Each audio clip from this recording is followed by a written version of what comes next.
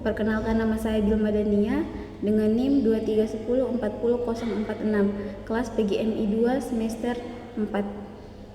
Oke, baik, di sini saya akan membacakan hadis.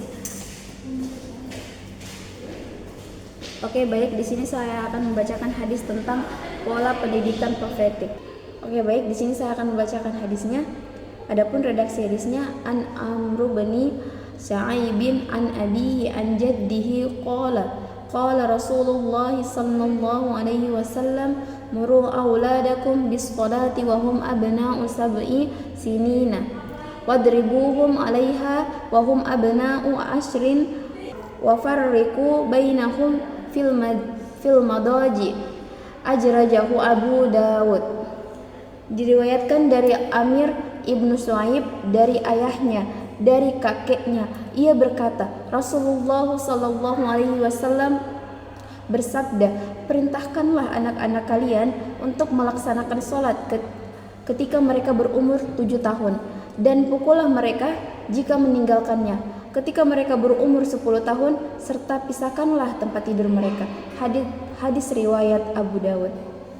Oke, baik, adapun kandungan matan hadis ini menekankan pentingnya pendidikan dan pembiasaan sholat sejak dini.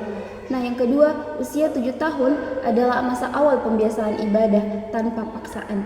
Nah, yang ketiga, usia 10 tahun adalah batas awal diberikannya tegas atau bisa termasuk hukuman yang mendidik jika anak meninggalkan sholat. Nah, yang keempat, pemisahan tempat tidur menandai pendidikan etika dan menjaga batas aurat serta akhlak antara anak-anak. Adapun kontekstualisasi hadis dengan konsep atau teori pendidikan Islam kontemporer. Kontekstualisasi hadis dengan konsep teori pendidikan Islam kontemporer. Dalam konteks pendidikan Islam kontemporer, hadis ini sangat relevan dengan teori pembentukan karakter building, dan pendidikan bertahap, tadarruj. Adapun beberapa kontekstualisasi. Yang pertama, teori tahapan perkembangan anak. Nah, pada usia 7 tahun, anak mulai memasuki fase tamyiz atau mampu membedakan baik dan buruk. Nah, disinilah pentingnya memberikan perintah yang lembut dan pembiasaan melalui contoh dan ajakan. Nah, yang kedua, ada usia 10 tahun sudah bisa diberikan pendidikan yang lebih disiplin karena anak sudah lebih stabil secara emosional dan mulai memiliki tanggung jawab. Nah, yang kedua, ada pendidikan karakter dan disiplin. Hadis ini mendukung prinsip pendidikan karakter Islami, di mana ibadah sholat menjadi fondasi moral dan spiritual anak. Nah, konsep memukul bukan dimaknai sebagai kekerasan, tetapi sebagai tindakan edukatif, bukan menyakiti dan dalam batas yang dibolehkan syariat, tidak membahayakan fisik dan psikologis. Nah, yang ketiga, ada etika sosial dan gender dalam pendidikan. Pemisahan tempat tidur mengajarkan etika menjaga aurat dan batas pergaulan antara anak-anak bahkan sejak dini.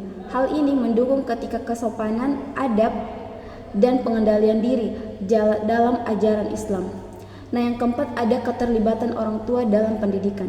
Hadis ini menunjukkan pentingnya peran orang tua sebagai pendidik pertama dalam keluarga, bukan hanya menyerahkan pendidikan pada sekolah atau lembaga formal. Oke, baik, kesimpulan dari hadis ini mengajarkan bahwa pendidikan harus dimulai sejak dini, bertahap dan berlandaskan kasih sayang serta kedisiplinan.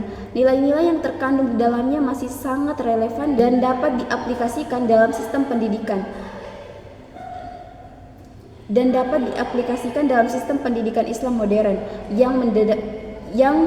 yang mengedepankan karakter, tanggung jawab, dan moralitas sejak usia dini.